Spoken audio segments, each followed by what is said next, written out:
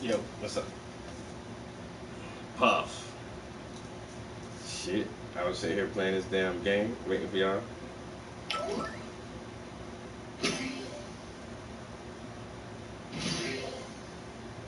Turn your shit off. Oh man.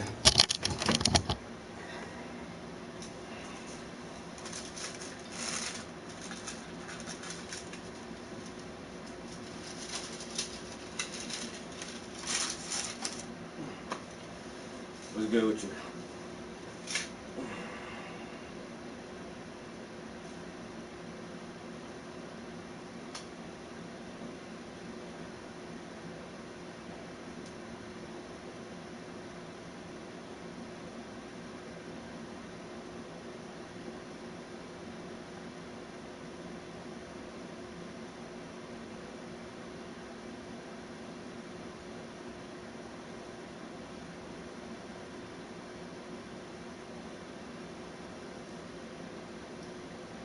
Even his name speaks of color.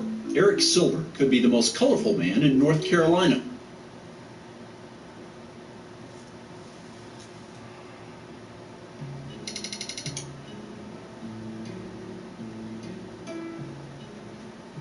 Oil paint is simple. At its most basic, it's just a mixture of oil and pigment. But depending on the colour and quality, a litre of this paint could cost you between $285 and $1,000. So what is it that makes this paint so special, and why is it so expensive?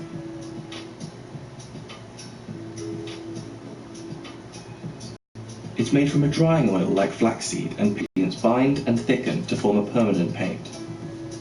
While the rise of oil paint is associated with the Renaissance, paintings using poppy seed oil have been dated as far back as 7th century Afghanistan. But there's one key reason this paint hasn't ever been cheap. Pigments cost a lot of money.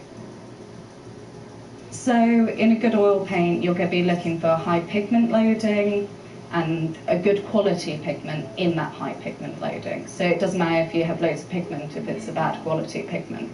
You're looking for light fastness so it doesn't fade, and tests on light fastness that have been going on for generations, in fact, for some pigments. So you're not going to create a masterpiece and then 50 years down the line, it's completely washed out.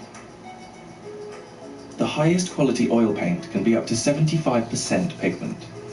And throughout history, the most sought-after pigments have been worth far more than their weight in gold. And that's because they take a lot of work to discover and to make. The favourite imperial colour in Roman times, Tyrian purple, was a bright pigment made from the glands of sea snails, and it could take 12,000 snails to make just 2 grams of the colour.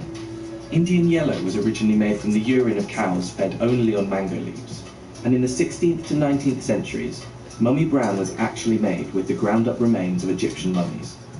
And while the colour was perfect for some flesh tones, we quickly ran out of mummies to use.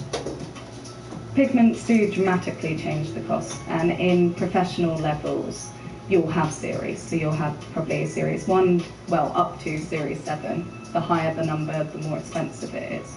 And that's due to the pigments, how difficult they are to obtain, where they come from, and also how in demand they are as a product in the real world. Most valuable, though, was ultramarine, literally meaning beyond the sea, as it had to be mined in Afghanistan. It was made from lapis lazuli, which in its purest pigment form can still cost up to $30,000 per kilo. The gemstone was used to make the pigment until a synthetic version was created in 1826. And the vibrant blue was valued so highly in the Renaissance that it was generally reserved for painting the robes of the Virgin Mary. Synthetic versions of many of these pigments have now been created, and while this means many are cheaper, some can still be difficult to produce. Cobalt blue, for example, has to be made by heating its components to 1,200 degrees Celsius. And once you have these pigments, they're tricky to work with. Winsor & Newton has been making oil paints for almost 200 years. And its factory in France produces over 5 million litres of paint each year. In fact, produce paint is like cooking. So we are mixing, so we're mixing components like pigments and other additives like oil. We are then milling, so it depends, we're using different type of machines. So we're using granite, ceramic or steel. Then we are testing, okay, so testing the viscosity, the grain, and of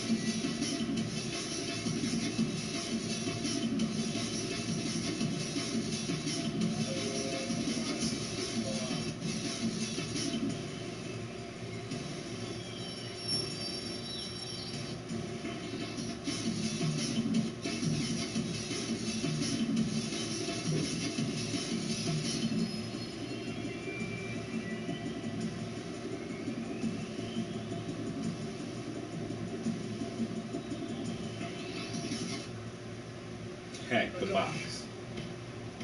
I'm Rick Dalton, and that's my stunt double, Cliff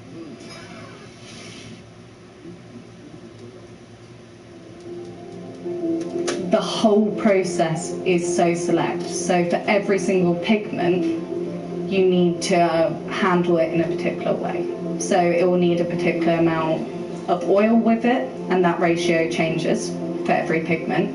And you're going to need to grind it to a particular fineness. And actually, even with the same pigment, the milling and the grinding will affect the colour you have. So if you overgrind, you might end up with something duller, or with another colour, if you grind it very fine, you might end up with a purple rather than a blue. The research and testing for these colours can take months or even years to get right.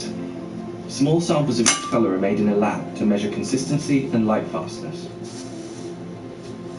Above all else, the quality of oil paint needs to be reliable, as professional artists need to guarantee that what they're working on now will last for hundreds of years. And despite comparatively new paints like acrylic, oil still remains an artist favourite. We've still got works that are still beautiful and relevant from the 15th century. And it's durable, and it has this ability to layer, where you can scrape back, you can keep working, you can work on a piece for years and keep on redoing it, and it gives every piece this history. And you know, the materials themselves are expensive, they're reliable, they're gorgeous. I mean, they come out of the painting at you.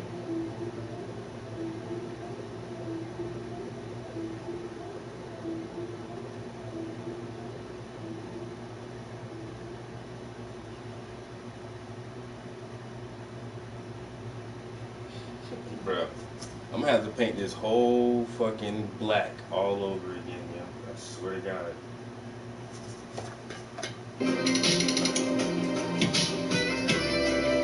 It's no secret that lobsters are pricey, and a standard lobster dinner in a restaurant can set you back $38 or more.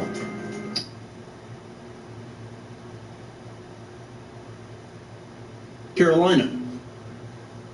Because the layer that's already on there, it's cured. Well, it's mostly cured and has a layer of varnish on it. And so now there's a damaged area that I'm trying to touch up. Bro, I done tried like 4 different color blacks, and none of them won't touch this spot up. I'm gonna have to paint this whole thing over again.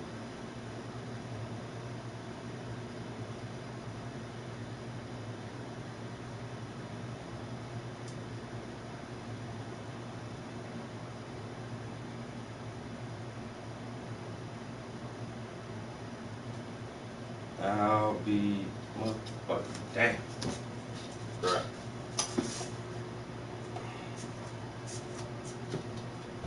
Mm-hmm.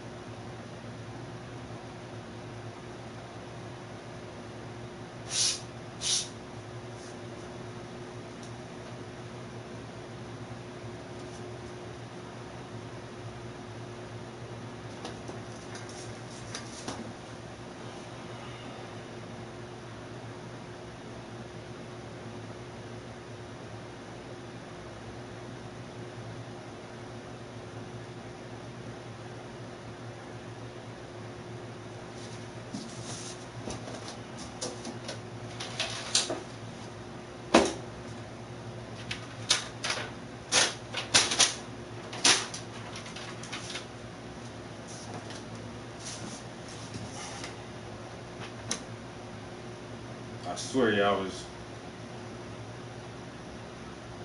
was hoping I wouldn't have to do this. You know?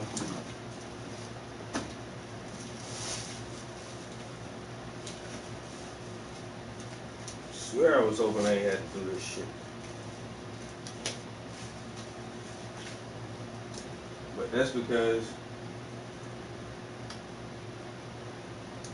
nobody won't buy this thing from me. And it's been in a lot of shows this year. I've been showing this piece everywhere because it's beautiful.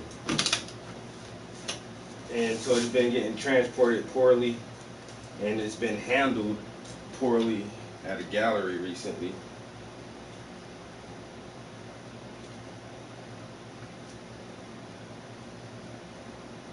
And so now a few of my paintings need touching up on them from just being shuffled around so much. And I'm thinking that I actually probably did put some blue into this, and that's why the blacks that I'm using by themselves aren't coming out how I want it to. I'm hoping this is the theory. I can't really remember, but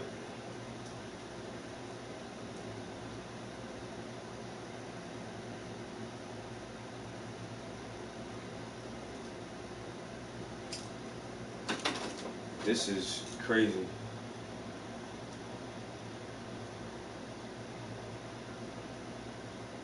Even his name speaks of color. Eric Silver could be the most colorful man in North Carolina. Colorful and busy. I'm the person that makes the paint, tubes the paint, ships the paint, takes the orders and everything. Eric is the creator and sole employee of Blue Ridge Oil Colors in Asheville. He makes paint for artists. Somebody has to make the paint. You know, there's a lot of the big companies out there that have been making paint for hundreds of years, some of them. For a time, many artists looked down upon paints made in the U.S., preferring products turned out in Europe. That has begun to change. There are some little guys like me who are really handcrafting these paints. It really is a craft. There's some really good paint being made in the United States now. The first wave of new American paint makers is nearing retirement, so it's up to guys like Eric to maintain the momentum. There just aren't all that many paint makers as young as him. Some days I kind of like to think that I'm carrying on the torch, so to speak. Eric learned some from a paint maker with whom he worked for a while. Mostly, however, he is self-taught. There is no manual. There's no books on, how to start a paint making business. Probably, if I had known what I know now, I would probably be too scared to do it. It has been plenty of hard work to build a company such as this after starting at zero. At the end of the day, it was really just me working really hard to do this. A lot of it has been taking the time and putting in the effort to build an extensive palette. I started with about 12 colors, I think, and now I'm around 75, 76 colors. There might be a few more color creations, but probably not a great number. I could add, but are they going to be useful to the artist? And the answer is no. Establishing a new color is not the easiest thing to do. You have to really get to know each individual pigment. So when I add one new color to my line, it takes me a long time. It's time-consuming and comes with a lot of trial and error. Eric, though, says he's not interested in taking shortcuts. If you make mediocre paint, there's plenty of that out there. There's no sense in making mediocre paint. Just as artists all have different ideas about the perfect painting, paint makers have a variety of opinions about what oils should be like coming out of the tube. My definition of the perfect paint is a paint that you can squeeze out of the tube, has enough pigment to where if you wanted to thin it with mediums or to paint thinly, to do whatever you wanted to do, that pigment is there. Some people like really stiff paint. Some people like paint that is like soup that would run out of the tube. You know, I'm kind of in the middle of those two spectrums. Eric is quite comfortable there in the middle, and he's satisfied with both color and consistency. It's full of pigment, which is what you're really paying for, but you get that kind of juicy, it's a certain quality that you get under the brush that really, it speaks to artists. I'm confident in most of my colors as being where they need to be.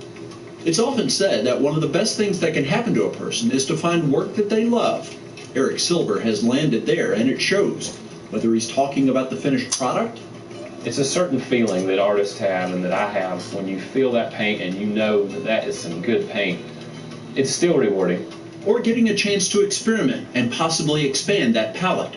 I get samples from all the pigment manufacturers, and they send me these colors, and it's like Christmas every time that I open up these boxes and you get to play with their samples.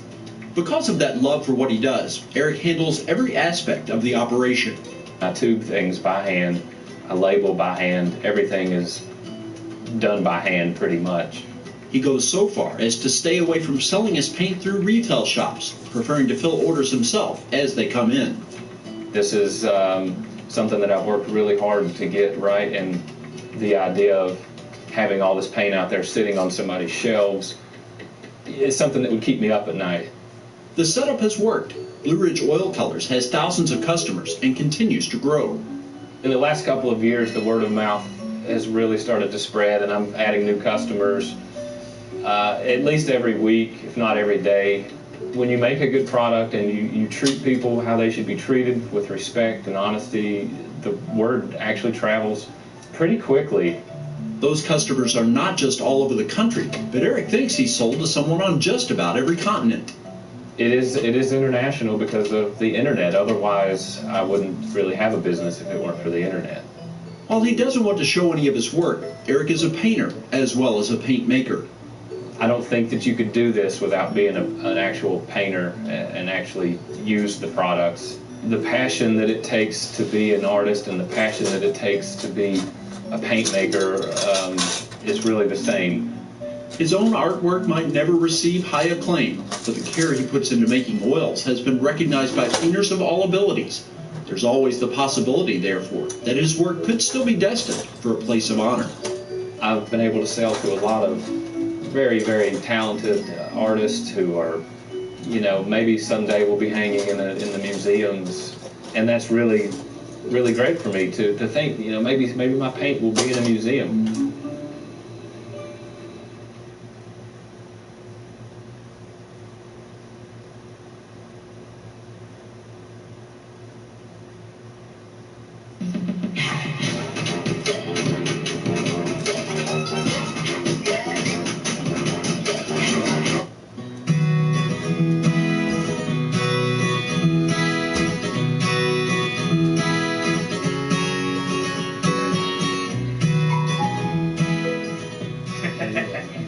So much pain.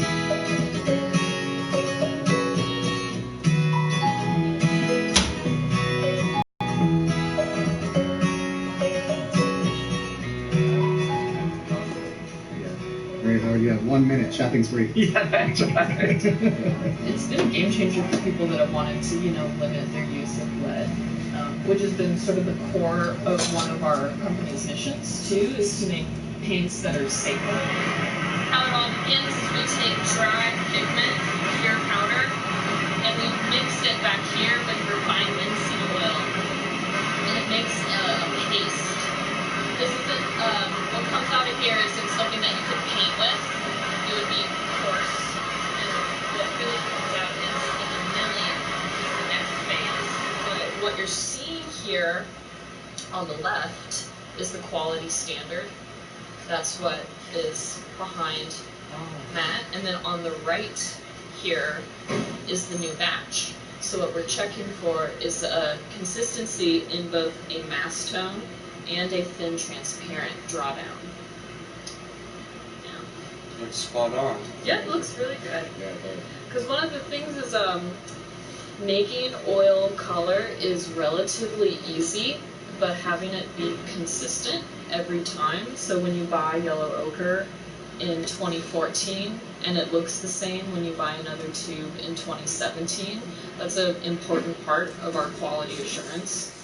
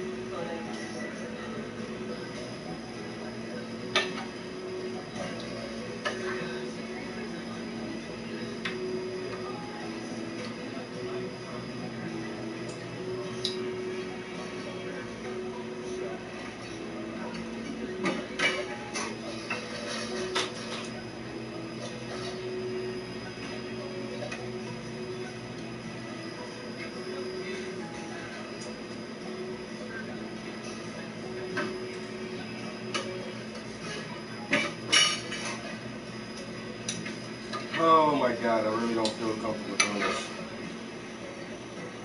It has to be done. That mark is just too bad. I can't let it be seen again in public until I fix this shit.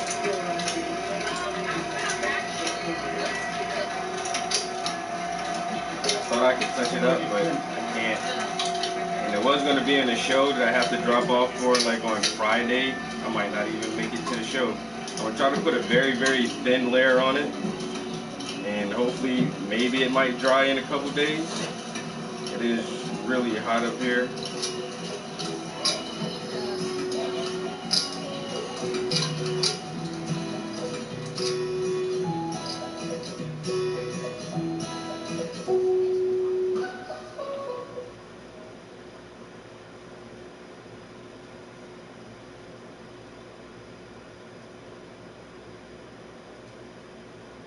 You go out of your way and wander around a warehouse for paint when you can just swing by your local Ace. Ace has top-rated paint like One Coat Coverage Valspar. Can match it.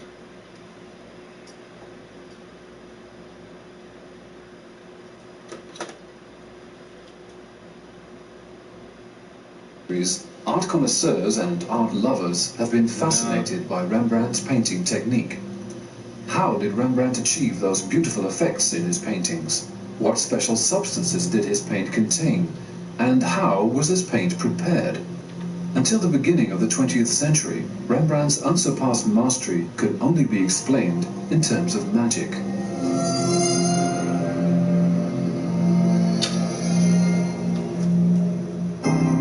I already seen this coming. Like I say, because the black on here is already dry and it has a layer of varnish on it. So even though oil paints does have a luster and a sheen to it, when they're dry, they're still going to be somewhat matted compared to the area that is already varnished. And then on top of that, like, I don't know, I just think it would have been too hard anyway. When I looked at it, that's why I got so pissed off. It's like, yo, more than likely I'm going to have to paint that whole background all over again. But I'm so happy that it's just a solid black. Trying to mix this black as dark as I can get it. Added a little bit of Prussian blue to it. And thin it out somewhat. It doesn't need to be really heavy.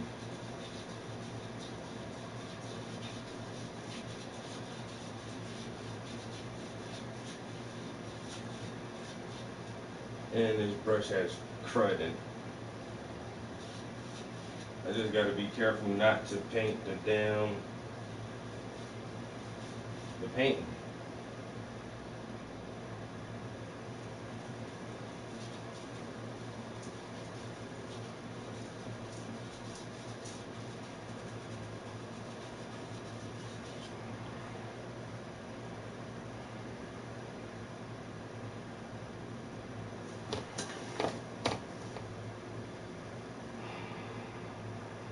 Wow, wow, wow, wow, wow, wow, wow, wow, wow, wow, wow, wow, wow. This is utterly ridiculous.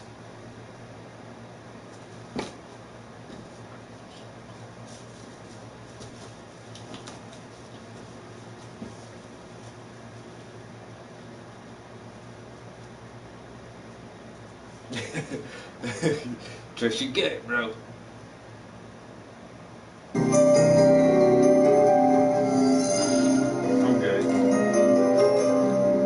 Since 1968, the scientists and the art historians of the Rembrandt Research Project have been searching for answers to the many questions surrounding Rembrandt's art. All over the world, the paintings attributed to Rembrandt are being scrutinized. One of the members of the research team is Professor Ernst van de Wetering, who works in close collaboration with the chemist Karen Groen. Stylistic analysis and X-ray examination can tell us much about Rembrandt's working methods. The results of the research are published in a corpus of Rembrandt paintings, of which 3 volumes have appeared so far. One of the key questions to which the Rembrandt Research Project has not yet found an answer concerns the exact composition of Rembrandt's paint. Until recently, it has always been assumed that the properties of the paint were essentially determined by the binding medium, or binder, which is usually linseed oil. For this research, Karin Groen took a number of minute paint samples from Rembrandt's paintings to analyze their chemical composition. The Jewish Bride is one of Rembrandt's finest works. He painted it in 1664, 5 years before his death. This work is considered a prime example of the effects that can be achieved with paint. When Vincent van Gogh first saw the painting in 1885, he commented to a friend, "Would you believe it, and I honestly mean what I say, I should be happy to give 10 years of my life if I could go on sitting here in front of this picture for a fortnight with only a crust of dry bread for food." People, of course, fascinated because of the wonderful intimacy of the gestures of the figures and of their glance, but it is especially a painting for painters who have over the centuries been fascinated by the way Rembrandt reached the effects which are so dominant, although not manneristically dominant in this painting. If you look, for instance, at this bulging piece of paint on top of that ring, it creates the illusion that a light ray is sort of piercing into your eye. But of course the most fascinating area in the painting is this area that suggests a certain fabric, we don't know what, like gold brocade-like fabric, which seems to be imitated by this rough surface. The aim of the Binding Medium project is to see whether this variation in pictorial effects has also a technical background, and whether Rembrandt diversified the substance of his paint deliberately by additions of certain materials to the binding medium of his paint to reach these effects. In 1990, the Rembrandt Research Project, in collaboration with the Dutch chemical group DSM, started doing research on Rembrandt's binder, hoping this would bring them closer to solving the mystery of Rembrandt's paint. The first aim was to determine the exact chemical composition and the importance of the binder with the aid of the advanced equipment and techniques available at the laboratories of DSM Research. Hayo de Boer is an art historian. He was asked to participate in the project because of his knowledge of the recipes of the old masters. Ja, dan zou je denken dat wit samen. It was felt that a combination of different scientific approaches, including the study of elements of style, literature research, and physico-chemical analysis, would help solve the mystery of Rembrandt's working methods and reveal the composition of the paint with which he had achieved such miraculous effects. The paint that is produced nowadays is still basically a mixture of a pigment and a binder. Other substances are added to speed the drying process and to make the paint easier to apply. The exact recipe of the paint is a secret known to the producer only. Things were no different in the 17th century. In those days, the most common binder was oil that was pressed from linseed in windmills. The pigment-containing substances were ground in the same mills. The raw materials were imported by ship from all over the world. Hayo de Boer spent a lot of time at the mill when he was doing his research on the binder. This is the last pigment mill in Holland. Pigments are grounded in the same way as has been done in the 17th century. The particle size in this procedure will be bigger than in the modern grinding methods. In our reconstruction of the paint of Rembrandt, we will make use of pigments in the same particle size as was in the 17th century. Traditionally ground pigments and modern variants were examined under the microscope. When Karin Groen compared the natural ochre frequently used by Rembrandt with a modern synthetic pigment, she found a remarkable difference in particle size and structure. This could be important with respect to the properties of the paint. Images can be electronically scanned and processed with the aid of a high-definition paint box. With the aid of an electronic pen and a special pad, parts of the scanned painting can be enlarged, and the colors of the Jewish bride can be represented on an electronic palette. In spite of it being a digital representation, this electronic palette gives us a good impression of the colors of the original pigments. In The Jewish Bride, Rembrandt used many shades of subdued earth colors, especially ochre and umber. There are no bright colors in the painting. Nowadays, painters can choose from a range of over 2,000 pigments. Their 17th century predecessors, however, had to make do with about 15. In The Windmill, Hayo de Boer reconstructed Rembrandt's palette. Azurite, smalt, vermilion and carmine, several shades of ochre and umber, chalk, bone black and charcoal. The artist in his studio. This painting, which may be a self-portrait of Rembrandt painted in 1629, shows us what a 17th century studio looked like. Professor van der Wetering points out the stone on which the paint was mixed. The members of the research project, however, were more interested in the bottles in the corner, or rather in the composition of the oil contained in those bottles. Whether Rembrandt prepared his paint himself, or had it done by his apprentices, we do not yet know. Whoever did it, it was hard work. The pigments were ground to a powder on a large stone using a pestle. Usually the powder was first mixed with water and then linseed oil. The thickness of the paint depended on the ratio of the amounts of pigment and binder and on the grinding time. Hayo de Boer reconstructed the process. Although this is historic oil paint, it lacks the right consistency compared to Rembrandt's consistency. The paint is long, but it has a certain flow. It collapses down, doesn't keep its form. In The Night Watch, Rembrandt's most famous painting, we see how the artist used several different effects to create this fascinating impression of different textures. Rembrandt advised the people who bought his paintings not to hang them in too small a room, but rather so that one could behold them from afar.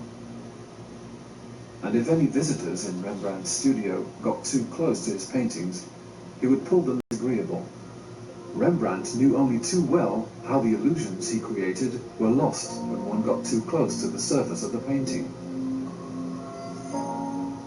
Threads of white paint create the impression of light reflected from a fan in this portrait of Agatha Boss. The paint of the background is much thinner and the woman's contours are blurred. As a result, she appears to loom out of the dark.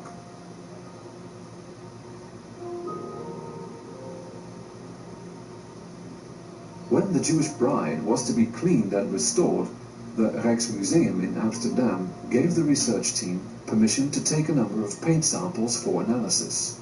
Under the microscope, these samples looked rather like liquid all sorts. This is from The Jewish Bride in the Rijksmuseum, and it's interesting that it has a quartz ground again, like many other Rembrandt paintings. So here you can see a large crystal quartz, and also some smaller ones.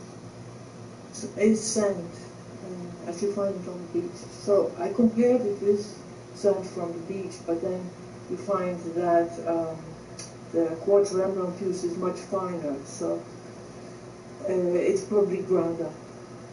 So, it would give a certain consistency to the paint, but there's probably also an economic reason. Quartz is, or sand is just very cheap, and you need a lot of material to cover these large grounds on the paintings. At DSM Research, a particle of the paint sample from the Jewish Bride was prepared for analysis.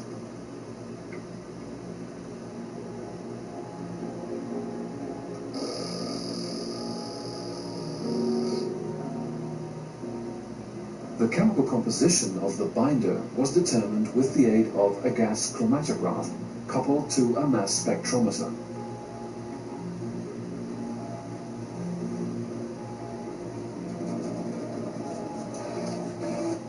The fatty acid composition shows that Rembrandt used a linseed oil, but unfortunately it tells us nothing about the specific properties of this oil, nor about the way in which it was prepared.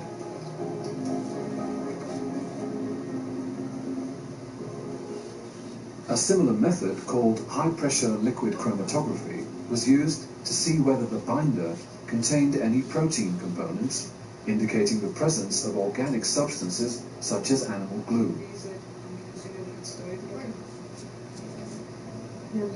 The results of the analyses were surprising. They showed that several different composed binders had been used for one and the same painting. Also surprising was the discovery of a few unexpected components. One of the problems there is, and I could demonstrate that in the case of gum, that we do not always know whether that is a material which Rembrandt deliberately added to his binding medium, because a painting goes through a long history in which it is very much contaminated by materials which come from the bottom, resinous materials from the lining cycle, which it goes through, gums and other materials which may come through the gluing of the surface when you reline, etc. So one of the problems now is all the wealth of materials we find part of Rembrandt's different choices of binding.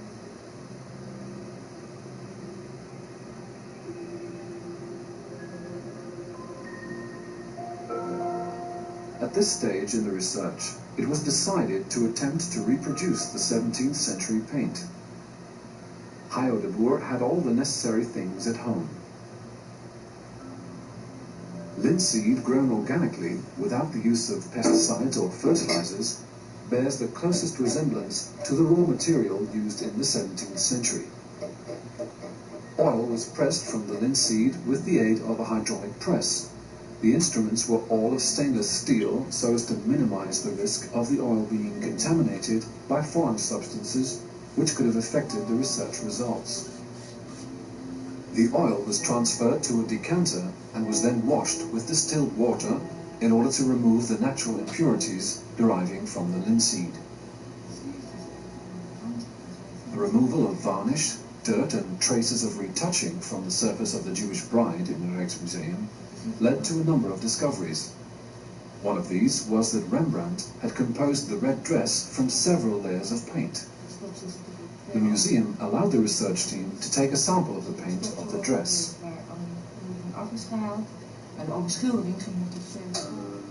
The paint sample was cast in perspex, which was then ground until a cross-section of the paint sample was exposed.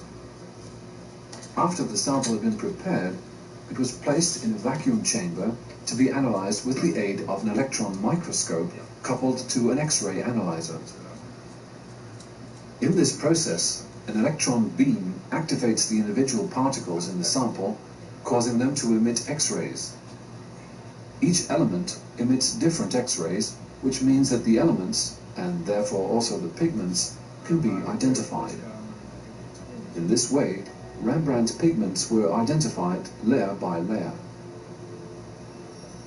Sulfur and mercury show that the red pigment used for the dress was vermilion, a mercury sulfide which in the 17th century was already being produced chemically. Over this, Rembrandt had painted a layer of carmine, a transparent red, as had already been discovered in an earlier analysis.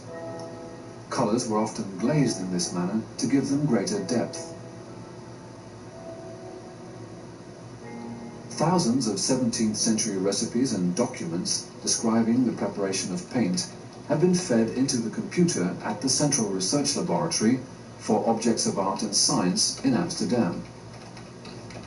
These contemporary sources contain a wealth of useful material, but it's not always easy to correctly interpret the different measures, weights and temperatures used in the 17th century. In the recipe there is an indication on the temperature because they put a quill in the oil, and when it burns it's the right temperature. A few experiments with the oil prepared by Hayo de Boer would soon help to clarify the instructions given in the old recipes. This time, Hayo de Boer didn't have the necessary equipment at home. The experiments were therefore carried out in DSM's laboratories.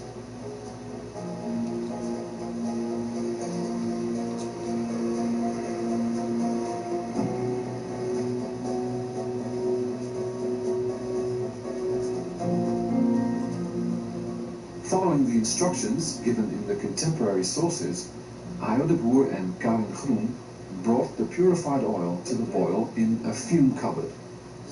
The quill mentioned in the 17th century recipes turned brown at 200 degrees Celsius, which means that this was the temperature to which the oil used to be heated.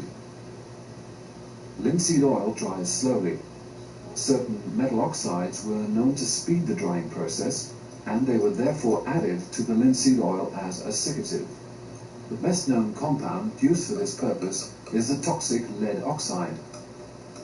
The prepared binder was spread onto glass plates in layers varying in thickness and was then exposed to an artificial aging process so as to be able to compare it with the binder used by Rembrandt. In 5 weeks, the binder samples were exposed to the same amount of light as Rembrandt's paintings had been in 300 years. The aged samples showed the same yellowing as Rembrandt's canvases. In spite of the discovery of the gum and the results of the experiments with Hayo de Boer's reproduced oil, it was still not altogether clear what gave Rembrandt's paint its specific properties. Surprisingly, the amount of pigment used appeared to have an influence on the workability of the paint, as well as on the drying process. Professor van der Wetering and Mrs. Groen hoped that the science known as rheology would shed some light on this matter. With the aid of a diagram, one of DSM's rheologists explained the relation between a paint's resistance and the rapidity with which it is applied. What is special about Rembrandt's paint is that, although applied in long strokes, it is thick on the canvas. According to the rheologist, this indicates that Rembrandt's paint had a low viscosity. Rembrandt painted the musical company when he was 20 years old. The painting shows us a wide variety of artistic effects. The accurate representation of the lute's shining body contrasts sharply with the sketchy treatment of the book next to it.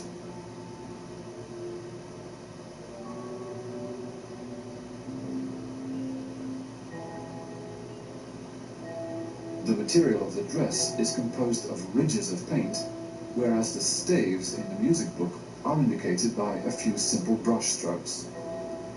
This stylistic variety cannot possibly have been achieved with one and the same type of paint.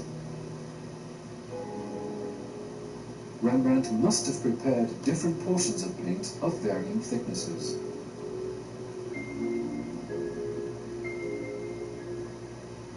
The viscosity or fluidity of the reproduced paints was measured in a series of tests for which ochre was mixed with boiled linseed oil. Unboiled oil is not suitable for this pigment.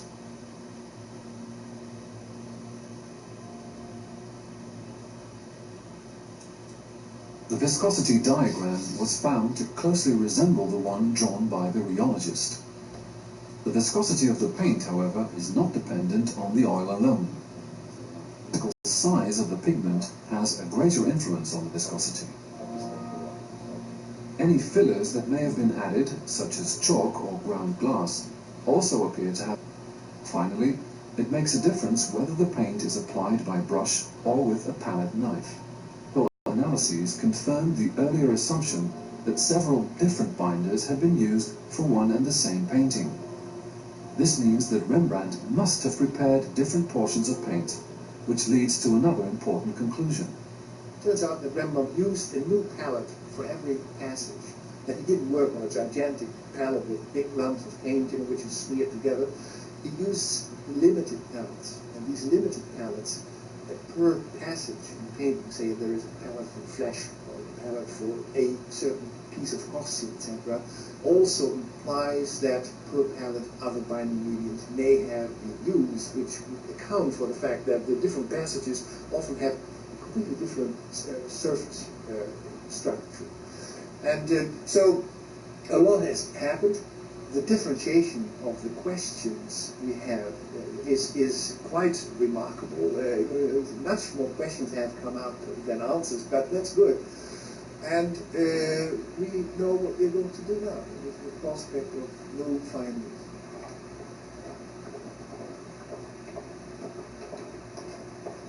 As an exercise in reconstruction skills, the students of the Restoration Atelier Limburg tried to reproduce the sleeve of the Jewish groom.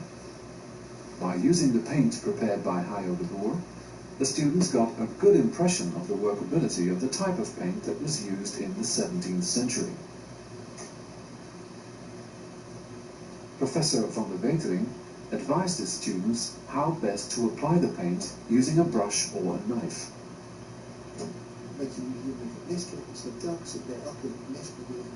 The study carried out by the Rembrandt Research Project in cooperation with DSM Research has yielded a wealth of new information. All of the factors that may have had an influence on the properties of Rembrandt's paint have now been identified and classified.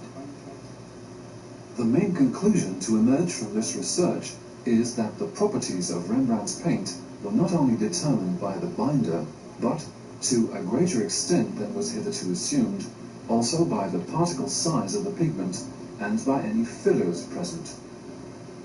Some of the discoveries made in this project have contributed greatly to our understanding of Rembrandt's working methods.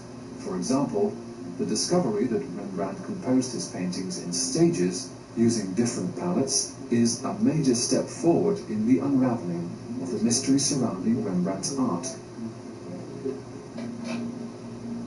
DSM's modern technology will undoubtedly help probe the mystery further, though one thing is certain: the secrets of Rembrandt's art can never be fully revealed, for those secrets are hidden in the unparalleled mastery with which he exercised his craft.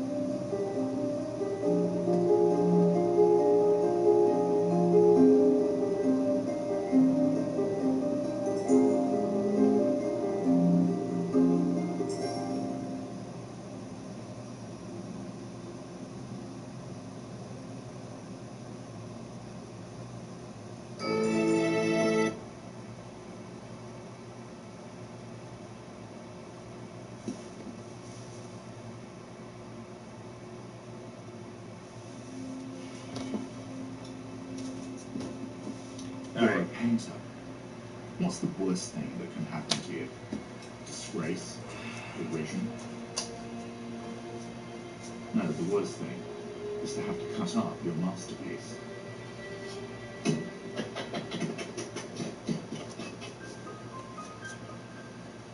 What have brought Holland's greatest painter to this moment of artistic suicide? Once, Rembrandt had been cock of the walk in a city that couldn't get enough of him. Glittering, fat, prosperous Amsterdam. But that would end. Now he's living opposite an amusement park. Drugs throwing up on his doorstep, knife fights every Friday night. But why is he mutilating his painting? It had been hanging on the walls of the Amsterdam Town Hall. But then a decision was made. Take it down. Get something else to fill the space. Now what's he supposed to do with it? This B-movie flop of a picture. Maybe if he can cut it down a little, there'll be someone out there who might like the centre of the painting. If it was a peak for him. Someone with a knife, it goes. It's a brutal punishment, the worst. And for what exactly is Rembrandt being punished? For being out of step with modern taste, for painting like a barbarian. But then he isn't interested in refinement and beauty. It bores him. He does us, flesh and blood, you and me, art that exists to tell the truth about the human condition. That's his everlasting glory. But in the end, that's also going to be his problem.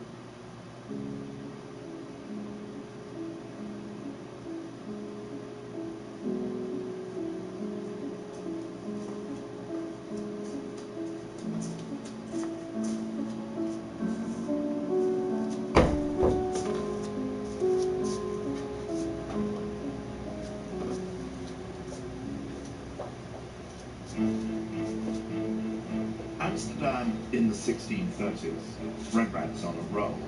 Everything he touches seems to come up trumps. He knows what the patrons want even before they know it themselves. And there's nothing, I mean nothing, he can't turn his hand to. Great action-packed histories. Heart-pumping stories with pop-eyed bystanders. Books which seem to breathe, live. And portraits.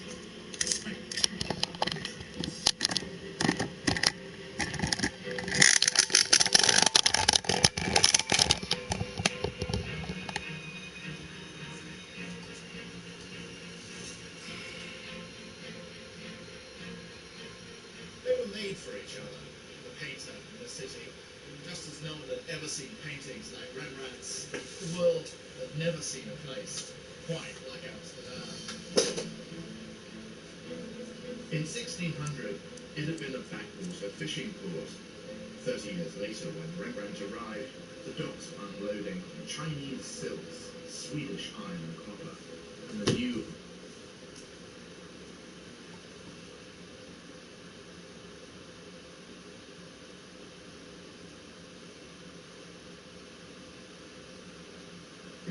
art connoisseurs and art lovers with paint. It's because of the wonderful intimacy By ship from all aid of a high definition with several different elements of the book next to it. The world had never seen a place quite like Amsterdam. In 1600, it had been a backwater fishing port. 30 years later, when Rembrandt arrived, the docks were unloading Chinese silks, Swedish iron and copper, and the new mass-market addictions, sugar and tobacco. In one generation, the place had gone from provincial also-ran to economic lord of the world. Whatever you wanted, Amsterdam had it. The discount supermarket of the 17th century.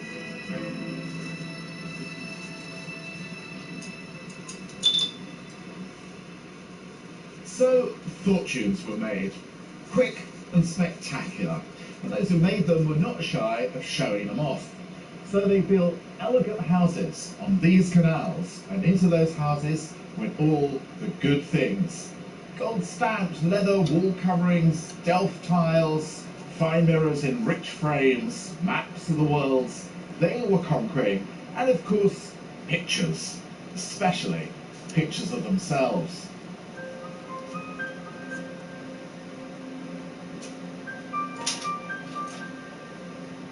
This is Nicholas Rutz, and his business is fur. Russian sable, in fact, the priciest of the lot. Was it his idea, I wonder, or Rembrandt's, that he should brand himself by wearing his stock in trade? In any event, it's a stroke of genius, for this is the hairiest painting imaginable.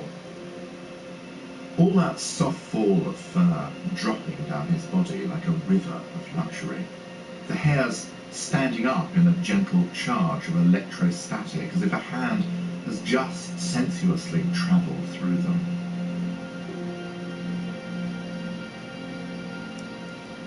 Yet for all the sumptuousness, Rembrandt has managed to avoid any impression of idle opulence. With his fastidiously combed whiskers and sharp eyes, almost as sharp as those of the animals from whom the pelts were taken, Ritz's glance is that of a slightly impatient intelligence. We almost want to say, thanks for giving us a moment.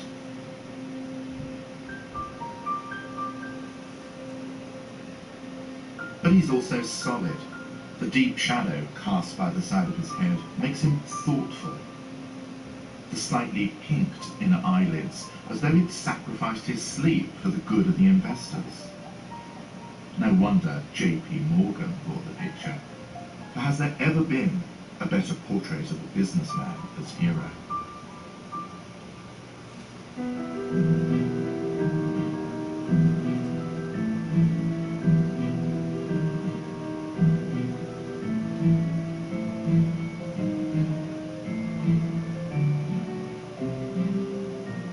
Rembrandt not only understood his rich clients and the image they wanted to project of themselves, he was also a virtuoso manipulator of paint. No one looked harder at the topography of a middle-aged eyelid, the oiliness of a prosperous nose, the wateriness of the eye's vitreous membrane, the shiny tightness of a forehead pulled back into a linen cap. Look at the translucent fabric of her bonnet wings, their edges painted with a single stroke. Look at her eyebrow and droopy eyelid done with jabbing strokes. The slightly unfocused melancholy, the mood of poignant vulnerability, everything softening the face of a tough old bird, wistful in certainty. It's not long now before she gets to meet the great accountant in the sky.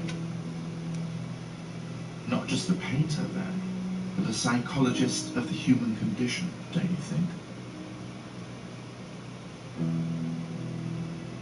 What's the job of the other big hitters? Velázquez, Rubens, Van Dyck. To paint masks, the studied look of princes and popes. They know in advance, pretty much, the mask of the day. Martial resolution, regal care, pensive melancholy. But Rembrandt looks behind the pose. And this is what makes his portraits touch us like nobody else's. We can see people putting on their faces to the world. And it doesn't make us less, but more sympathetic to them.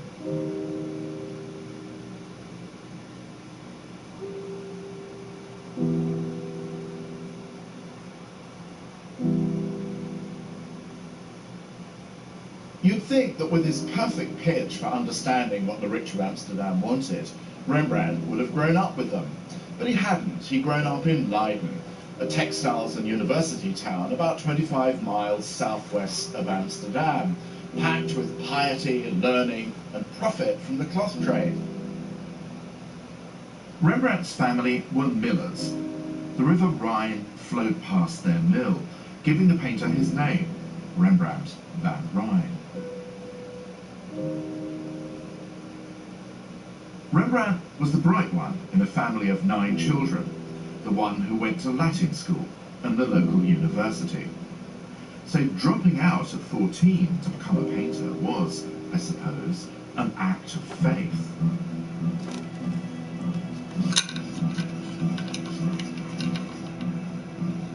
Mind you, no time for teenage masterpieces. Too busy doing what apprentices had to. Mixing primer, grinding grinding pigment, suspending it in meaty-smelling linseed oil. No one, thank God, robbed graves anymore to make black pigment from charred skeletons. They used soot instead.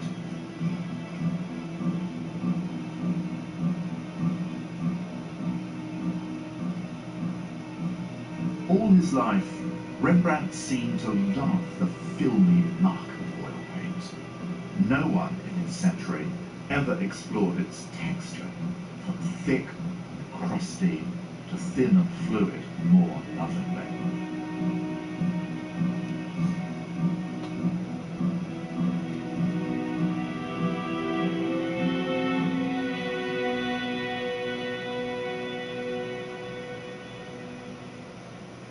You can see this plunge into the materials of his craft in this little portrait of himself done in his studio in Leiden in his 20s.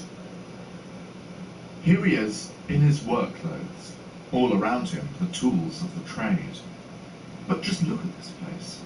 The plank floor is cracking, the plaster in the corner of the room is peeling, and that of course is the point. It's an old place, a dump really. But it's still the place where a young man connects with an old thing, the making of art. And that's why it moves us strangely. The little gingerbread man in his oversized housecoat, mantled in the trappings of painting.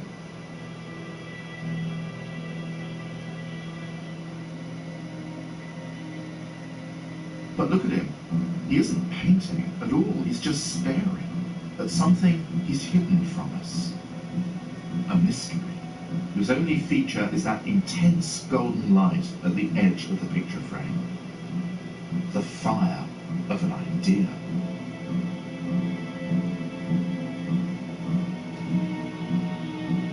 What we're looking at, the picture seems to say, is nothing less than a pocket manifesto. The idea that art is the marriage of craft and imagination.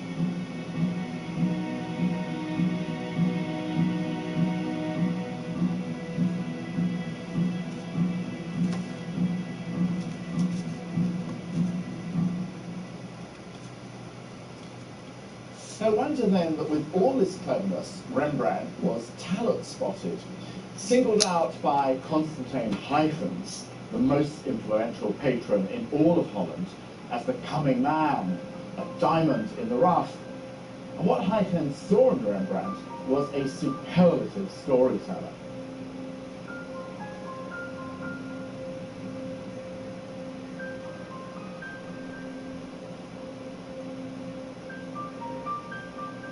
Take the story of Samson and Delilah. Most artists did Samson as a naked hulk, slumped in post-coital slumber. This is what Rembrandt does. Instead of nude beefcake, he dresses him, and, amazingly, makes him seem more, not less, vulnerable. All his paint wizardry is used on that knot, which seems to tie Samson to his lover and to his fate. Delilah lifts a lock of Samson's copper hair, ready to be shorn away, but as she does so, her other hand idly strokes his tresses. So in one gesture, Rembrandt gets to the heart of the story, the tragic inseparability of amorous tenderness and brutal betrayal.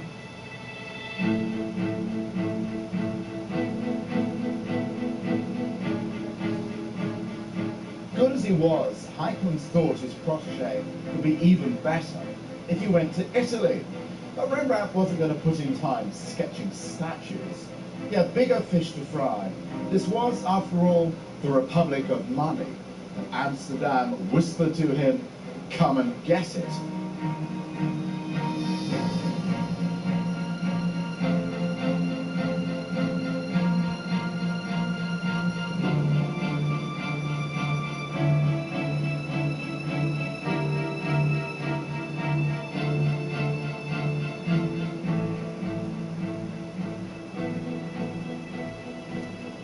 So here he was, doing very nicely, thank you, turning out stunning story paintings and portraits to order.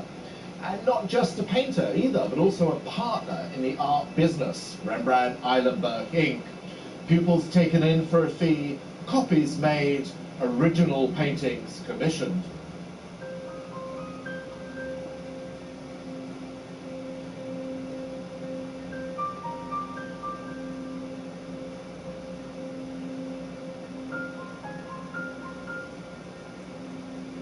So what was it about his partner's niece, young Saskia van Eilenberg, with her butterball chins and lopsided, crinkly grin? A nice girl, certainly, a catch, one would assume, being the orphan daughter of a burgomaster of northern Friesland. She met Rembrandt when she was 21, blessed with a portion of her father's estate. If Rembrandt could have written poems to Saskia, he would have. But instead, he did this precious little drawing to mark their betrothal. She's a child of nature. The straw hat, the wild flowers. Only Rembrandt could have done that dangling broken stalk and thought it was perfect. Whenever he can, he paints her with flowers. She's his flower child.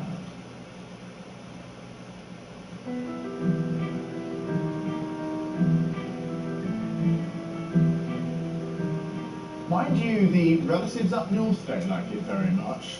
They hear stories of Rembrandt and Saskia showing off their jewels and fur and fancy outfits, and they nod their heads and say, "Told you so." Always knew he was after her money, and now they're spending it like there's no tomorrow. For Rembrandt has become a shopaholic. Oh, a shopaholic in the best possible taste. He buys paintings by old masters at auctions, but every so often he hits the Amsterdam equivalent of the Portobello Road, and he just can't stop buying. Japanese armor, Indonesian daggers, plaster busts of Roman emperors, and he tells himself it's all for art.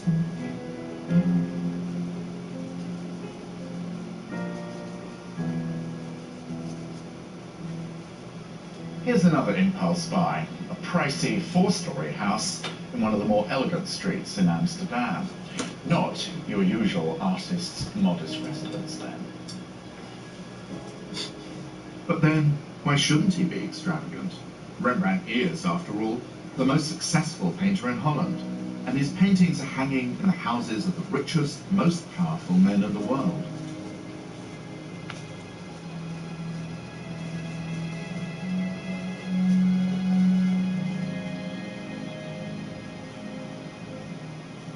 What makes Rembrandt's later falling out with his patrons so surprising is that in his salad days in the 1630s, no one could beat him for grasping exactly what it was the first generation of Amsterdam moneymen really wanted. What they wanted were two contradictory things. On the one hand, the portraits, of course, had to say, "We are rich." On the other hand, they had to say, "But we are also God-fearing, plain, simple folk who know that riches never last." Every Sunday in church, they heard their preachers say to them, "Do not forget the humble place from which you have come. Do not forget that today's worldly pomp will be tomorrow's dust and ashes." So the paintings had to show them off without making them show-offs.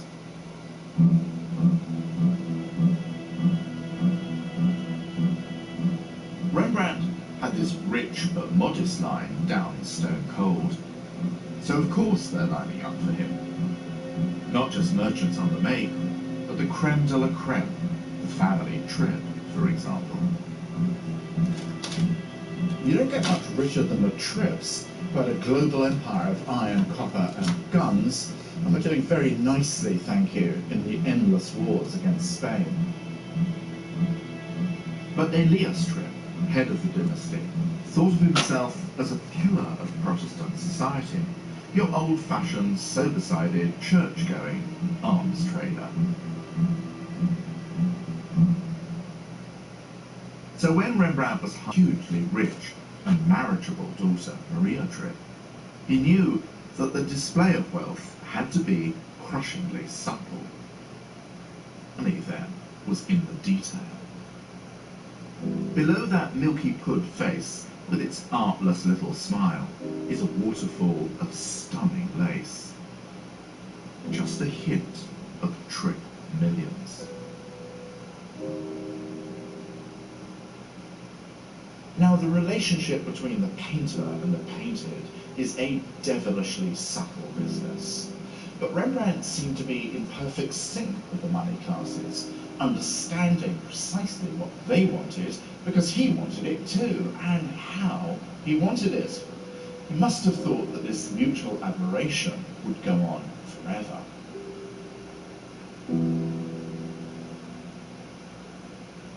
Here he is in 1640, 34 years old, dressed to the nines, as if he's one with the greatest past masters.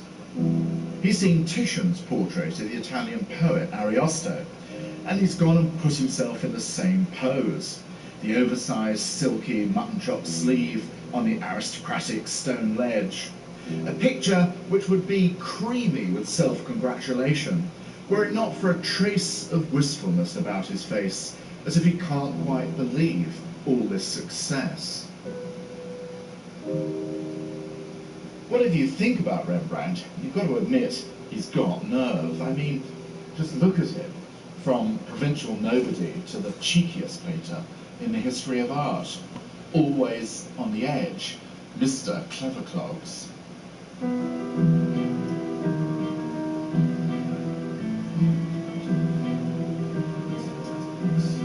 But you couldn't rightly call yourself a success in Amsterdam if you just did single-person portraits, no matter how rich the sitters. Amsterdam was a corporate town, a beehive of capitalism, ruled not from palaces, but from boardrooms. So what did the corporate sitters want? Well, first of all, of course, a good likeness of themselves. And then they wanted the artist to get their complicated pecking order just right. The format has to get everyone in. Squeeze, squeeze, jostle, nudge. What are the choices? Well, either elasticate the rectangle until everyone's in, or double up the rows so one lot is on top of the other. Result, the rugby first 15. You could, as Rembrandt's most astute pupil Samuel van Hoogstraten put it, behead them all with a single blow. Now, with his insatiable instinct for stripping off social masks, Rembrandt wasn't going to settle for that. So he says, okay, let's throw away the boardroom lineup. Let's just forget about the stale formula and turn cardboard cutouts into real events, social dramas. And here's the result, The Night Watch. It was commissioned in 1642 by a company of cloth merchants and part-time militiamen. And as with so many of his paintings at this time, Rembrandt had done the impossible, made something heroic out of the world of merchants and money. Now, everyone knew the militiamen in this painting weren't real soldiers. The real war was being slogged out somewhere beyond the frontiers. These were toy soldiers, Amsterdam's dad's army. Still, they like to preserve the fiction of the citizen soldier. They like to think they'd be there to defend the freedom of Amsterdam. Rembrandt's great idea is flattery. Now, it's not the kind of flattery that's going to make them younger or better looking. It's much more important than that. It's the flattery of the entire fairy tale idea behind the painting.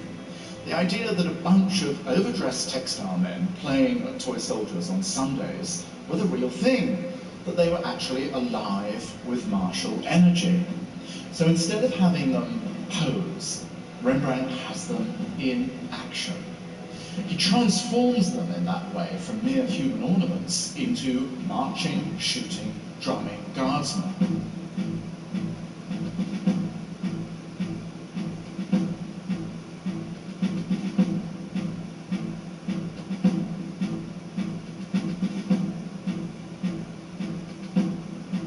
just how do you capture that instant when your pulse goes whoosh with excitement? Well, Rembrandt takes a deep breath, he has a what the hell moment, and he goes for it. He changes the usual side-by-side format into a back-to-front action, so that the company of the officers and men are coming right at us, 3D, from a deep, dark doorway, right up to the picture frame and into our own space, blazing with light.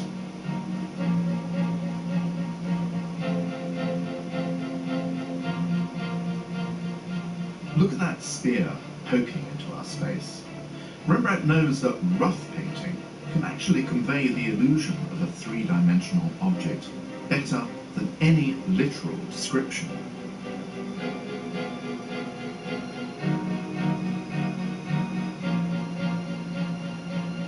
The captain's name is Frans Banning Koch. Next to him is his lieutenant, Willem van Reichenberg. It's the lieutenant who gets the more dazzling costume. Somehow, though, his showiness only strengthens the sense of command of his captain, costumed in black, but ablaze with a fiery red sash. Banning Koch is giving the signal to move, so his order falls as a shadow on the coat of his lieutenant. They're off, already in motion, the tassels are flying.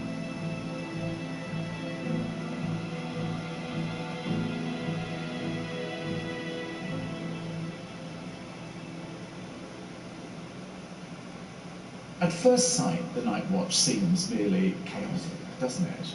But actually, it's a hymn to noisy energy contained by discipline, freedom and order, miraculously held together, much as I think Rembrandt thought the Dutch themselves did. That's the secret of their success. That is the glory of Amsterdam.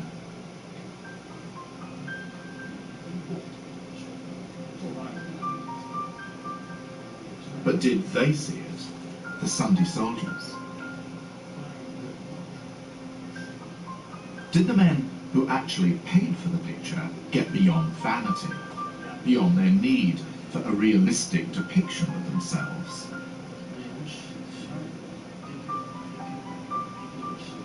According to Rembrandt's pupil, Van Hoogstraten, some of the sitters were less than thrilled. Not outraged, just a bit bewildered. You could almost hear them saying, well, it's got to be good. It's a Rembrandt after all. And what do I know about art? But to me it does look a bit of a mishmash. Let's just say that the climate went from warm to tepid. Perhaps Rembrandt felt it, perhaps not. But for the first time since becoming the golden boy of Dutch painting, one of Rembrandt's patrons is so unhappy with the painting, he simply refused to pay. And not just any old patron either, but Andries de Graaf, a man from whom jobs and prestige flowed. We don't know exactly what it was that offended de Graaf so much, but we can guess, with Rembrandt painting ever more freely, it didn't quite match de Graaf's stately self-image. To recover his money, Rembrandt had to resort to something he must have found deeply humiliating: an arbitration committee of his peers who sat in judgment on the quality of his painting. 2 years later, Rembrandt took revenge in a crude but eloquent little drawing. It features a bunch of connoisseurs peering at pictures, one of whom, whose features aren't 100 miles away from de Graaf, has sprouted ass's ears. Another figure, surely the artist, lets us know in no uncertain terms with his trousers down just what he thinks of their judgment. But it was Rembrandt who all of a sudden seemed to be giving off a bad smell. The smell of someone from whom the fickle goddess Fortune was shying away.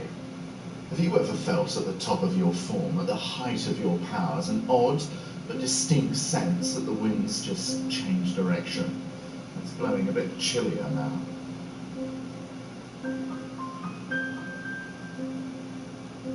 Rembrandt's troubles came to him unremarkably, like the first heavy drops of rain striking a window pane. A mild disturbance, but then a downpour. The portrait commissions dry up, the house is loaded with debt, and inside the house Saskia is deathly ill with TB, her body racked by spasms of bloody coughing. Death was no stranger to their family. Saskia and Rembrandt had already buried 3 of their children. Only the boy Titus was alive. On the 5th of June 1642, a notary was called to the house to record Saskia's will. 9 days later, she was dead.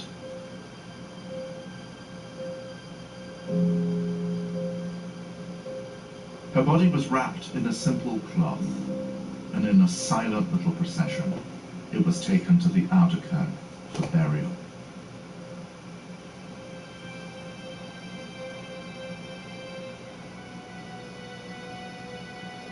Somewhere in this house, Rembrandt pulled out a portrait of her that he'd begun many years before, at the playful start of their life together. It's unusual for many reasons, one of the only paintings in which there's not a trace of a smile.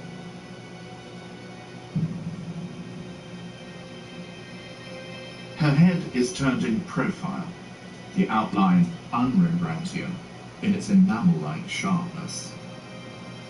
But for the last time, he's loaded her with fabric and jewels. It's as if he can't stop draping her. But Saskia pulls the fur cape around her, as if to ward off the chill of mortality. But it's too late.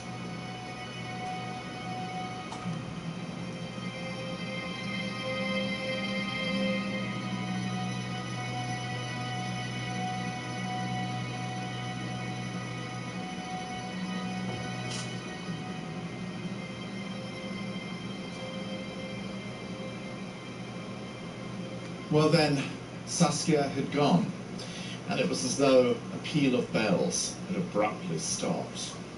It's too easy, we're told, to say that in that year, 1642, everything changed for Rembrandt, for his work. That's the sentimental, romantic version to read art from life. But you know, something really had happened to Rembrandt. An end to flamboyance, an end to his theatrical mastery of the outward, noisy show of life. It was as though he'd turned down the volume of the world and switched on an inner, quiet radiance.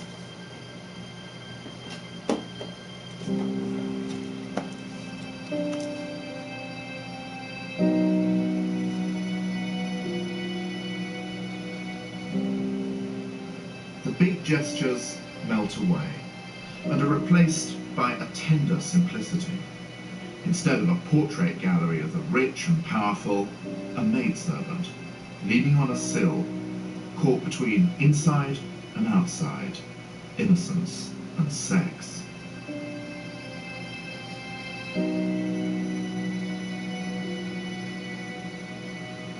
Look at the highlight on her lower lip, the left hand toying with the necklace.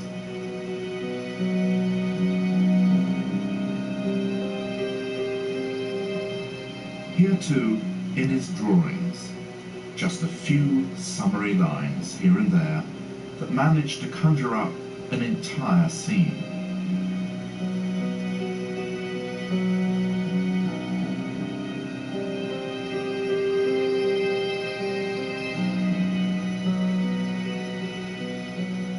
It's a huge compliment, don't you think? Making us his partner in completion, giving us the benefit of the doubt that we wouldn't want anything so boring as the literal details.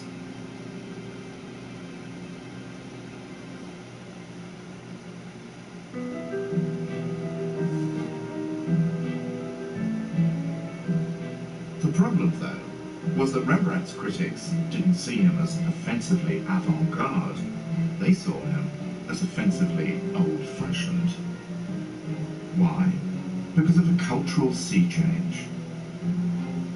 For the first time in Holland, sophistication seemed far more important than simplicity and piety, the qualities the Dutch liked to think brought them through their war against Spain. But now, peace had been declared, and by the 1650s there was a perceptible sigh of relief. So just as Rembrandt's paintings were getting darker, the mood of Amsterdam was lightening and brightening.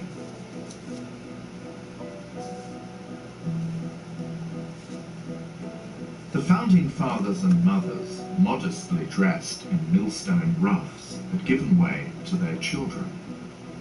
The peacock generation, gorgeous in screaming scarlets and coiffed to the nines. Many of them had been sent abroad as part of their education and had come back eager to import cosmopolitan stylishness to the homespun republic. They weren't interested in austerity. They wanted to be like the Italians. They wanted pillars. All Rembrandt's murky browns and golds, those garter marks and flabby breasts, were a downer. We all know this story, don't we? The second generation, the inheritors, the trust fund brats, so embarrassed by their parents who are so old-fashioned, so parochial. All they care about is church and business, business and church. And what a business too, trade, my dear, so tawdry. So off they go and buy themselves country villas, while some inky-fingered clerk manages the family investment. This leaves them to concentrate on what they really care about, cultivation. The art, they think, is not just a report unedited from nature, and it's certainly not about dwelling indiscriminately on ugliness just because it happens to be there. No, art is the divine road to harmony, its purity, its clarity. Away with the misshapen, bring on the age of refinement.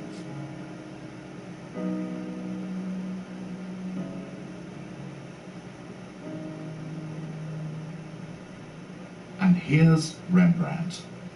No culture props, just those big, meaty hands stuck in his belt.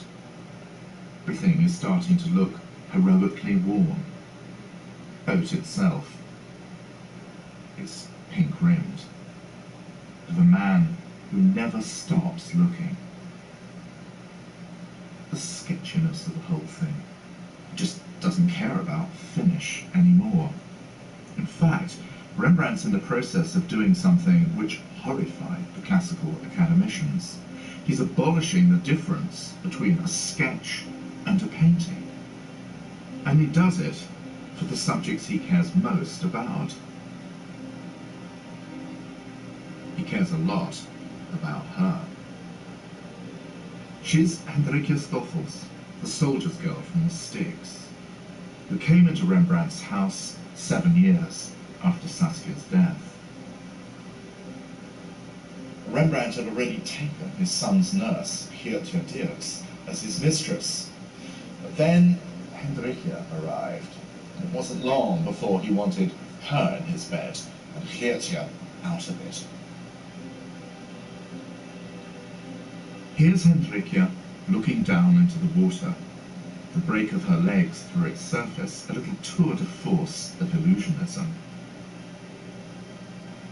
Rembrandt now isn't choosing his way of handling paint just as the fancy takes him, but to convey sensuous experience.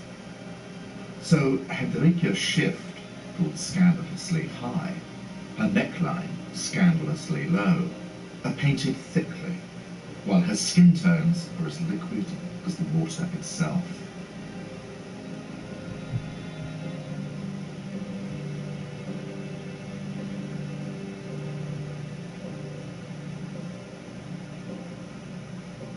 And the way Rembrandt has painted her hands as just an unmodelled smear almost dares the critics to make an issue of it. You can hear them, can't you? Rembrandt van Rijn, oh yes, very talented, but my God, so difficult. Never finishes a painting. I think his best years are behind him, don't you? And what he's doing, rattling around in that big old house with his, excuse me, woman, I really don't know. I've heard she's with child, haven't you? Church deacon's quite shocked. Just a bit squalid, don't you think? And that might explain why he does those rather peculiar etchings. Just who's going to buy them, I've really no idea. Running out of favours, running out of time, late with his loan repayments on the house, the coils of Rembrandt's ruin began to rope themselves around him ever more tightly. Finally, in July 1656, Rembrandt filed for bankruptcy. This is where Rembrandt would have come, to the chamber of insolvency, passing through this door with its frieze of worthless stock certificates and rats scuttling through empty money chests of the profligate debtor. You just can't beat the Dutch for wagging their fingers at your wicked ways.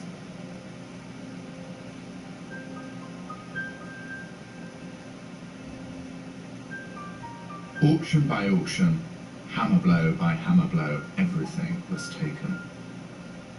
This wasn't just furniture, household stuff. It was also Rembrandt's own personal archive of art. The drawings and paintings, all the strange, fabulous stuff he'd collected, all gone. Then, the house itself.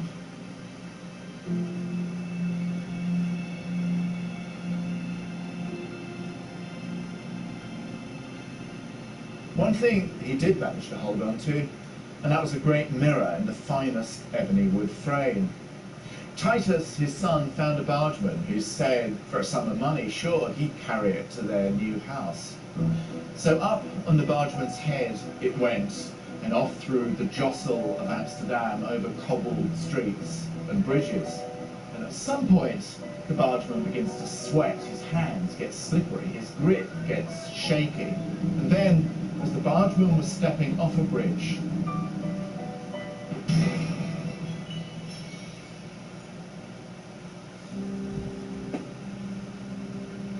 witnesses who came forward to testify for the bargeman said he hadn't bumped into anyone, he hadn't fallen down.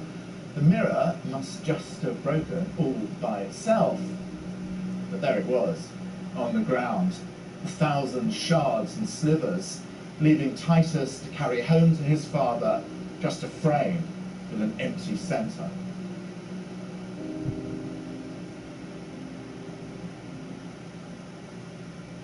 It's 1658. Rembrandt has lost everything. So how does he paint himself? Like a king, like a god, full frontal, mantled in lustrous gold. And it's the paint, that thick, luxurious paint, which gives him his power, his magic. No bankrupt's downcast eyes either, but a stare coming right at us little people who fancy we know something about art, a suggestion of lordly amusement playing about his eyes. His barrel chest soaks up the light, the belly swelling in front of us like a genie, the whole body pressing against the picture plane, challenging it to contain his massive authority. And if Rembrandt thinks that his way of painting has been part of the problem, he's certainly not going to abandon it now. Just the opposite, in fact. This is a painting of apostles of crisp clarity and contour. So you think that stuff was a bit much, do you? He seems to be saying, just get a load of this.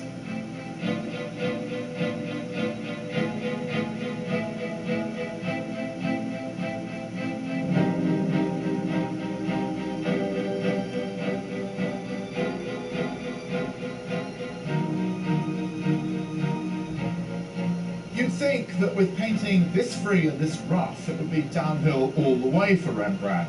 But it wasn't. With almost everything gone, reputation, possessions, house, he still had a chance for a comeback to end all comebacks. This, the new town hall, had just been built, and the cream of Amsterdam painters were asked to supply pictures for its interior. Against all odds, Rembrandt was one of them.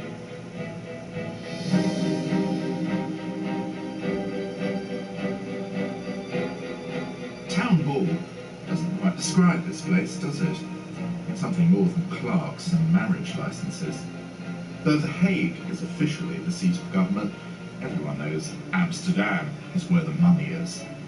So the new town hall is a shameless brag to the world about the great metropolis, built on a scale that makes the Doge's palace in Venice look skimpy. In this solemnly beautiful setting, tone was all important. Any new paintings were going to have to be restrained, severely classical, pictorially well behaved, which doesn't exactly spell Rembrandt, does it? In fact, anyone but Rembrandt. So, of course, at first, the job went to someone far more reliable, the painter Govert Flinck. It was only when Flinck suddenly died that someone in the council chamber dared to say the R word. No doubt greeted by silence, and then perhaps, oh, why not? He's broke, he needs the work, he'll behave. When does he not deliver the goods when it really counted? So, after getting the commission by the back door, Rembrandt set about work on the painting. The result would be, I think, the greatest triumph of his visual imagination. But it would also be his most shocking disaster.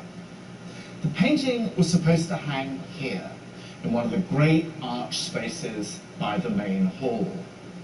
And what the burgomasters wanted was a stirring depiction of the legendary story of how the Dutch nation came to be born. It was a history that every child in the Dutch Republic would have known, as important to them as Boudicca is to us. The ancient Dutch, known as the Batavians, had their rebellion against the Romans too, and their leader was called Claudius Civilis. The story goes like this. Claudius had been fighting on the side of the Romans against his own people. But at some point, he has a change of heart. He decides there's been one tax too many. His country bled white. So he switches sides. He summons a meeting of tribal chiefs, declares a revolt, and swears them to join him. They take the oath. The die is cast. Blood happens.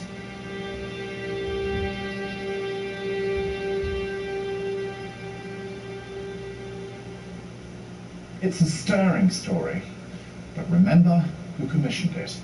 The establishment. Oh yes, on a rebellion, but only when it was a long time ago, and only in the most respectable way. The assumption was they get a respectable painting. What they got was this.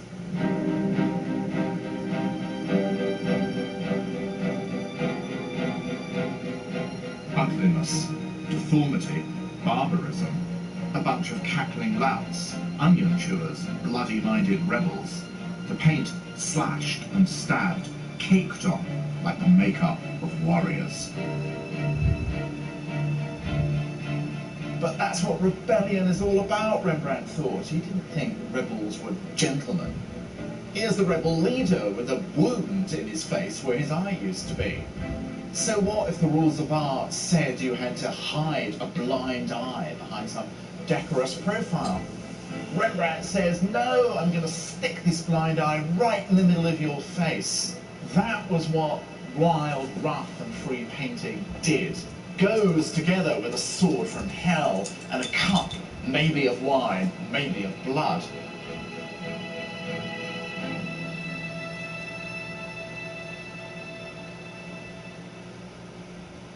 Needless to say, it seems hardly likely that the grand unveiling went down at all well.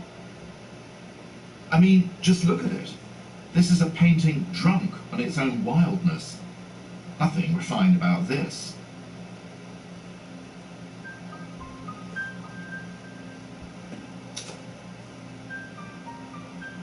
So down it came, deposed, disgraced, expelled. And down on his knees went Rembrandt, chopping up his masterpiece, hoping against hope that someone would buy a piece of it. Fat chance.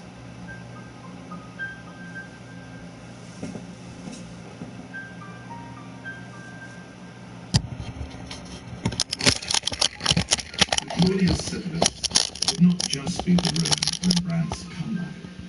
It would also be the ruin of his greatest vision. Or so I think. I can't be sure. None of us can. We don't really know what the big picture looked like. What we're looking at here is a fragment, a fifth of the original size, the bit rescued from Rembrandt's knife. All that we have left of the complete painting is the sketch Rembrandt made with prophetic irony on the back of an invitation to a funeral.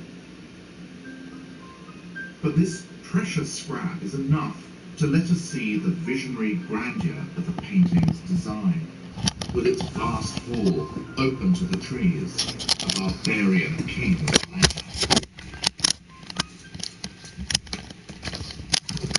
No wonder you think of the Last Supper when you see this picture, for Rembrandt has painted a secular altarpiece, mysterious, dangerous, joyously profane. No halo, but a bath of burning golden light.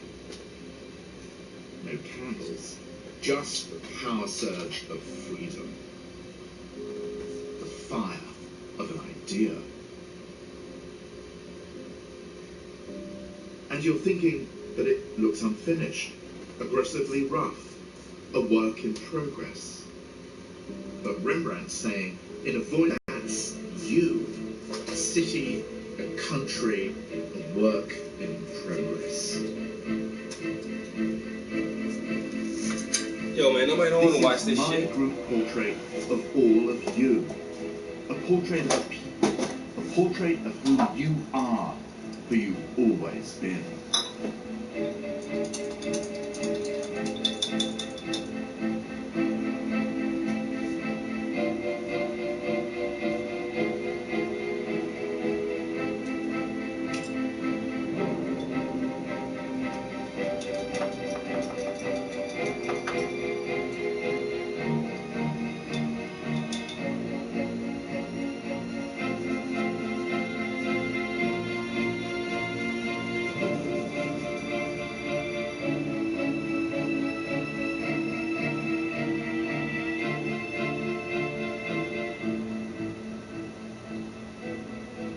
Let the high and mighty celebrate their greatness with fastidious etiquette.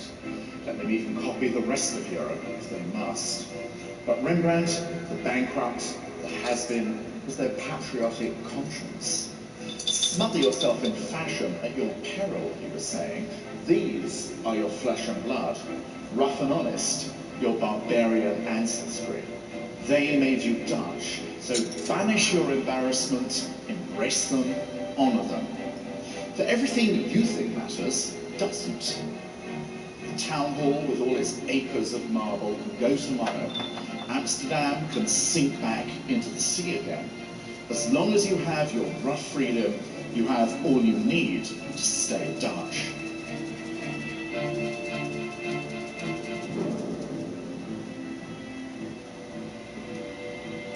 So of course Rembrandt's not going to paint by the rule book. Instead, he does the roughest, toughest history painting ever. An old lion's roar of a picture. He had every incentive to paint it straight, but something in him just wouldn't do it. This is what drives the very greatest art. Contempt for ingratiation. Now, Rembrandt had learnt this the hard way, when the callow hand of fashion had given him a resounding thumbs down, and when his relationship where the rich of Amsterdam had turned sour, and he'd been stripped not just of his fortune, but of his illusions. Giving them what they wanted was now beside the point. Giving them what they needed was more like it. But they refused to look, and that's why he cut up his masterpiece.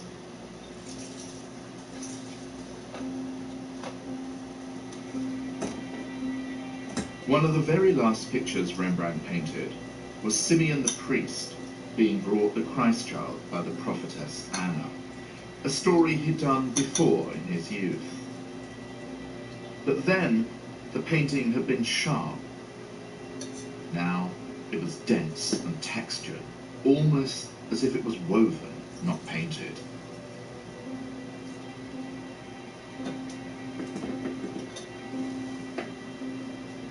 Out of the face of the Christ child pours a soft, brimming radiance, which falls on the face of the old man, who, with his eyes closed, understands at last he has, in fact, seen the light. Rembrandt's patrons, alas, did not.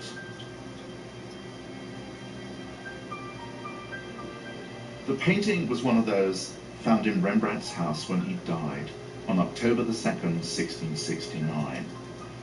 It's always been thought of as unfinished. Somewhere in that dim little house was another painting the world thought of as shockingly unfinished, a mutilated stump of a picture.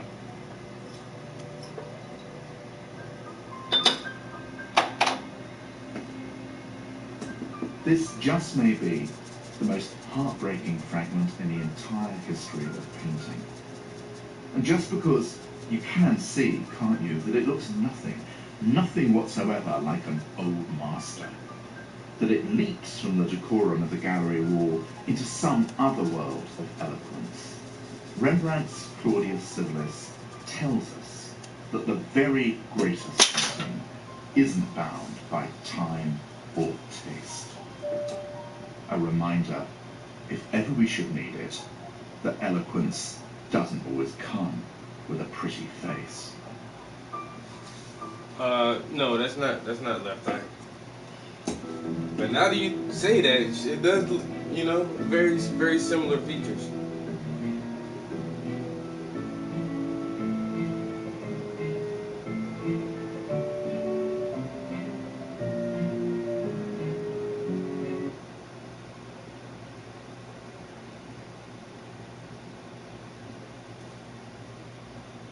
Very similar features indeed. Oh, my hair is itching. Alright. Still got a long ways to go in here, but we're getting there.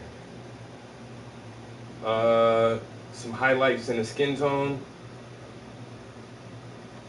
mostly in the face. She's wearing an earring that needs some highlights on it, her necklace, and the hair is going to need a little bit more highlights, and the background is going to get another layer of paint on top of that. So it's Monday. Maybe, you know, this weekend, by this weekend or early next week, I should be able to have this one wrapped up. I would have worked on it longer, but I had to touch up another painting. One of my favorite paintings got damaged recently, and so I tried to do like a spot touch up, and it wasn't gonna work. Was not going to work at all.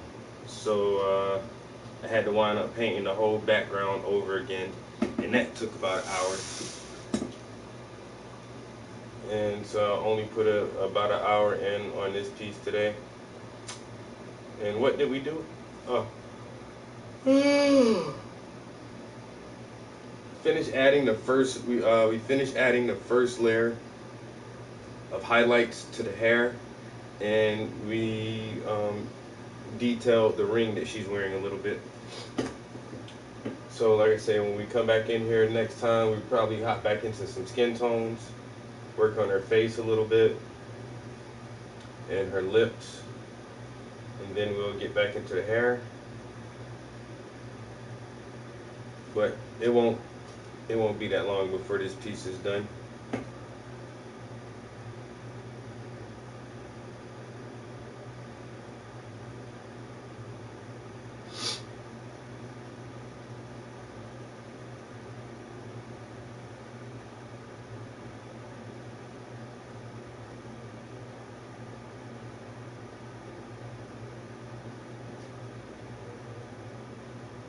And I've actually been working on this piece what seems like an extra long time because I started it and then I had got a commission, and so it was sitting to the side for almost a month while I had worked on this other project.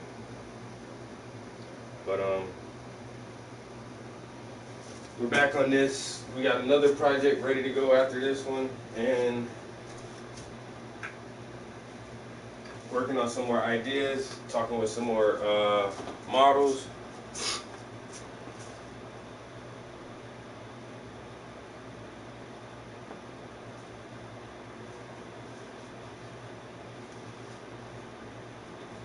Yeah, there's still a lot of work to do on her still. Yeah, a little bit more.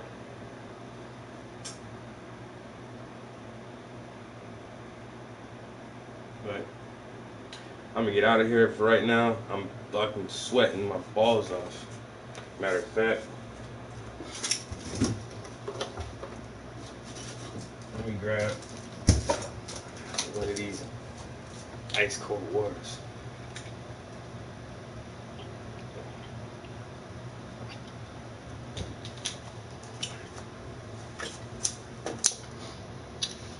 Yo, I appreciate everybody stopping in